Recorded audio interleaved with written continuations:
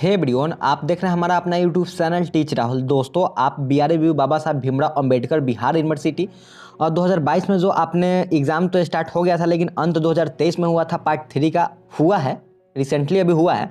तो आप लोग उसका एग्ज़ाम देकर आए हैं और आप लोग का सवाल है कि आप मतलब उसमें कितना नंबर हमको चाहिए पास होने के लिए। तो गाइज़, यहाँ पे मैं सबसे पहले आपको पार्ट 2 का रिजल्ट यहाँ पे दिखा रहा हूँ और पार्ट 2 में आपका 19 और से 22 वाले सेशन के ही स्टूडेंट के लिए है। तो आप लोग यहाँ पे एक चीज़ आपको देखने को मिल रहा होगा, कितना लोग बोलते हैं कि भाई आपको 45 नंबर ही चाहिए पास होने के लिए। तो आपको 45 नंबर चाहिए पास होने के लिए, लेकिन अगर आपका विदाउट प्रैक्टिकल वाला सब्जेक्ट है तब।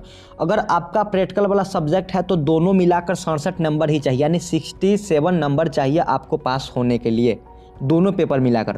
पेपर 1 हो या पेपर 2 हो या पेपर 3 हो या पेपर 4 हो।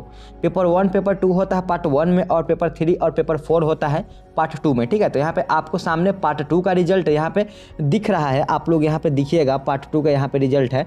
और यहाँ पे पेपर 3, यहाँ पे पेपर 4, उसके बाद यहाँ पे प्रैक्टिकल का मार्क्स है। तो दोस्तों, यहाँ पे प्रैक्टिकल का मार्क्स होने का कारण क्या है, क्योंकि यहाँ पे जो साइकोलॉजी होता है, साइकोलॉजी में प्रैक्टिकल होता है ऑनर्स, तो इसके दोनों को मिलाकर, इस दोनों है ना, इसको मिलाकर 67 नंबर आपको चाहिए। 67 नंबर चाहिए आपको पास होने के लिए। अगर यही प्रैक्टिकल नहीं होता, इस जगह पर अगर आपका हिस्ट्री होता, ठीक है, इस जगह पर अगर हिस्ट्री होता तो इस जगह पर हिस्ट्री होता तो आपको पास होने के लिए कम से कम 45 नंबर चाहिए और दोनों मिलाकर यहाँ पर 90 नंबर आपको चाहिए पास होने के लिए। लेकिन यहाँ पे आपको इस सिचुएशन में क्या है, आपका साइकोलॉजी है, तो साइकोलॉजी में क्या होता है, साइकोलॉजी में आपको दोनों मिलाकर यानी 34 नंबर भी आ जाएगा, 34 तो प्लस मिलाकर यहाँ पर 60 अराउंड 68 नंबर के आसपास में होता है। ठीक है, तो आपको पास होने के लिए 67 नंबर चाहिए, जो कि दोनों सब्जेक्ट मिलाकर 67 नंबर होना चाहिए। तो आप लोग ऐसा नहीं कीजिए कि हाँ भाई मतलब कि पास होने के लिए मेरा 67 नंबर नहीं आएगा, और क्या आप लोग 75 नंबर के एग्जाम दे रहे हैं 75 का, तो 60 नंबर नहीं आएगा। और यहाँ पे आपको जो प्रैक्टिकल का नंबर होता है वो ऐड होता है। ठीक है, यहाँ पे देख रहे हैं आपको प्रैक्टिकल यहाँ पे दिया हुआ है 47 नंबर जो होता है प्रैक्टिकल होता है वो ऐड होता है। तो अब यहाँ पे बात आ जाती है कि गाइज यहाँ पे मेरे को 60 जो है 34 नंबर एक सब्जेक्ट में अगर नहीं आ रहे हैं, 34 नंबर से कम आ रहे हैं, तो क्या हम फेल हो जाएंगे? तो नहीं। आप अगर दोनों पेपर मिला के आपको 67 नंबर चाहिए, आपको एक पेपर नहीं, अगर एक में 20 भी आ जाता है, ठीक है, और दूसरे में अगर 60 आ जाता है, तो भी आप यहाँ पे पास हो जाएंगे। ठीक, अगर आपका एक पेपर में 10 आ रहा है, एक पेपर में अगर आपका 10 है, एक पेपर में 10 है और दूसरा पेपर में यहाँ पे अगर आपका 70 आ गया, फिर भी आप पास है। ऐसा सिचुएशन में आप पास है। अगर यहाँ पे आपका जैसे मान लीजिए एक सब्जेक्ट में आपका 20 हो गया, दूसरे सब्जेक्ट में आपको 35 हो गया, ठीक है, तो कितना हुआ, 30 20 50 55 नंबर, तो यहाँ पे 55 नंबर हो रहा है। इस सिचुएशन में आप फेल कर जाएंगे। तो आपको क्या करना है, दोनों मिलाकर आपको यहाँ पे 67 नंबर होना चाहिए, देन आपका प्रैक्टिकल का मार्क्स ऐड होगा, उसके बाद आपका नंबर जो होगा यहाँ पे ऐड कर दिया जाएगा। तो इसी प्रकार से है, अगर आपका विदाउट प्रैक्टिकल वाला नंबर है तो आपको 47 नंबर चाहिए और 45 नंबर चाहिए, दोनों मिलाकर 90 नंबर होना चाहिए। लेकिन अगर एक में अगर विदाउट प्रैक्टिकल वाला में एक में अगर 80 नंबर आ रहा है और एक में 80 नंबर आ गया और दूसरा में 20 नंबर आ गया, यानी 100 नंबर हो जाए, फिर भी आप पास हो जाएंगे। ऐसा नहीं है कि आप यहाँ पे फेल इस सिचुएशन में नहीं होने वाला, आप इस सिचुएशन में पास कर जाएंगे। तो ये है आपका, इस प्रकार से होता है ग्रेजुएशन का एग्जाम। आप लोग इसको अच्छे से समझ लीजिएगा, आप लोग घबराइएगा नहीं।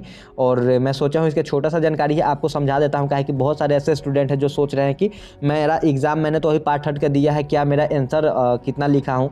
तो इसमें जैसे कि आप अगर 10 पेज कितना लोग का सवाल आ रहा है कि मैंने GS में कम लिखा है, तो कोई दिक्कत नहीं है। GS में ऐसे ही क्वेश्चन छोटा छोटा होता है, तो उसका अगर आप कम भी लिखे हैं तो दिक्कत नहीं है। कम से कम आपको 10 प्लस पेज करके आए होंगे तो आपको पास कर दिया जाएगा, आपका जरूर यहाँ पे 50 नंबर प्लस आएगा। ठीक है, तो अगर आपका 10 पेज से ऊपर है तो कोई दिक्कत नहीं है, एवरेज है, चलेगा। लेकिन आपको ज़्यादा से ज़्यादा लिख के आना चाहिए था, कोशिश करना चाहिए था कि हाँ लिख सके अच्छे से। और दोस्तों, एक चीज़ और बता देता चाहता हूँ कि जो आपका अपने पार्ट 3 के एग्ज़ाम दिया है, पार्ट 3 में आपका क्या है, पार्ट 3 में आपका यहाँ पे हो जाएगा पेपर 5, 6, 7 और 8, ये चारों पेपर का आपने एग्ज़ाम दिया होगा और चारों में आपको चाहिए पास होने के लिए 45 नंबर और प्रैक्टिकल वाला में आपको चाहिए 34 नंबर। तो ऐसा नहीं है चारों में इतना एवरेज है, इतना आप अगर लेके चलते हैं सब में तो पास हो जाएंगे, नहीं तो एक में 80 भी आ गया और दूसरा में ऐड करके 10 आया, तो उस हिसाब से भी आप पास कर जाएंगे। और चारों पेपर मिला के आपको फर्स्ट डिवीज़न के लिए 240 नंबर प्लस आने होंगे। और अगर आपको फर्स्ट डिवीज़न लाना है तो 240 नंबर आपको आएगा, तब जाके आपको यहाँ पे फर्स्ट डिवीज़न होने वाला है। क्योंकि 240 ये हो गया और आपने पार्ट 1 में 120 मंगा लिया होगा और पार्ट 2 में भी 120 मंगा लिया होगा, तो कितना हो गया, ये दोनों मिला के अगर आपको 40 नंबर, और अगर अगर आपका पार्ट 1 में 120 होगा और पार्ट 2 में भी 120 होगा तो टोटल 440 480 नंबर मिला के आपका यहाँ पे फर्स्ट क्लास आ जाएगा। ठीक है, तो इस प्रकार से अगर आपको 480 के ऊपर आता है तो आप फर्स्ट में जाएंगे, और अगर आपका 400 मान लीजिए यहाँ पे 470 आ रहा है तो आपको सेकंड डिवीजन कर दिया जाएगा। 5 नंबर अगर 775 भी आ रहा है, 400 अगर 75 भी आ रहा है तो आपको 5 नंबर ग्रेस देने का चांस रहता है फर्स्ट करने के लिए। ठीक है, तो इसी प्रकार से आपको पास किए हैं। अगर पार्ट 3 के एग्जाम दिए हैं और प्रैक्टिकल के एग्जाम कब होगा मैं आपको सारी चीज़ इस चैनल के माध्यम से बता दूंगा। आप हमारे चैनल पर नए हैं तो प्लीज़ चैनल को सब्सक्राइब कर लीजिएगा। यही हमारी छोटी सी वीडियो है जो सोचा हूँ अब तक पहुँचा देता हूँ। तो वीडियो अच्छी लगी तो वीडियो को लाइक कीजिएगा, शेयर कीजिएगा, और चैनल पर नए हैं तो प्लीज़ चैनल को सब्सक्राइब कर लीजिएगा, बेल आइकन को दबा दीजिएगा। दोस्तों मिलते हैं नेक्स्ट वीडियो में, तब तक के लिए जय हिंद, वंदे मातरम।